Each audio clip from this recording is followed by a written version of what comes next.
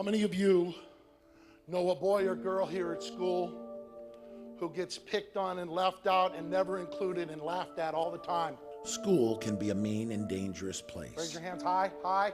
Evidenced by headline-grabbing tragedies and subtle daily slights. Gina, why don't you shut up? Who cares what you think? Fortunately, there is growing consensus that teaching social and emotional skills in school can make a difference. We're going to use it as a tool to help us solve problems. And there are a number of programs like Resolving Conflict Creatively that teach those skills. To the room and said, "You going to wear those old rags to school?" We are talking about a whole new vision of education that says that educating the heart is as important as educating the mind. And so it's about equipping young people with the kinds of skills they need to both identify and manage their emotions, to communicate those emotions effectively, and to resolve conflict nonviolently. No, it's not.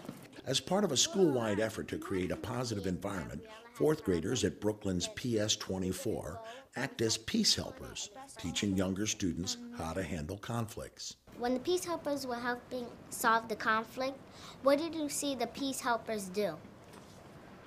I'm still learning, because if I go into 6th grade next year, I need to learn how to control my anger, because I have a serious temper problem.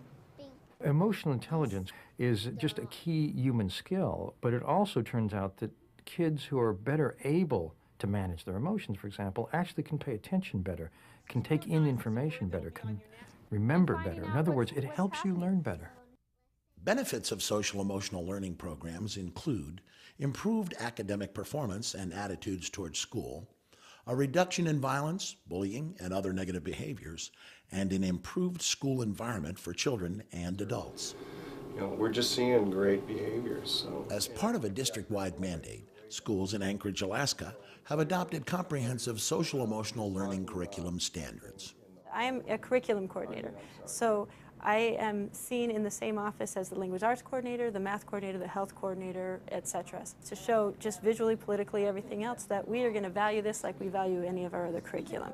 A lot of my job is to look at the already adopted curriculum and say, okay, here's a place where if I was teaching this reading lesson, I could also hit this social emotional learning standard at the same time.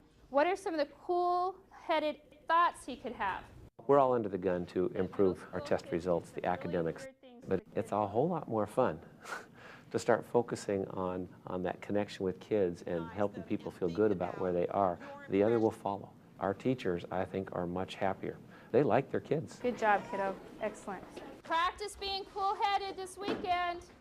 There's research out now that shows that kids involved in intentional social emotional learning programs like we're trying to do right here scored on average 10% higher on their standardized tests. So what are we giving up? We're giving up, higher referrals. We're giving up violence in our schools. What are we getting? Kids who come to school because they want to come to school, and kids who know how to act when they get into the schools, and hopefully kids who will go into their futures with a better chance at success. I would like to keep on being friends. And freeze. All right, yeah, nice job. For more information on what works in public education, go to edutopia.org.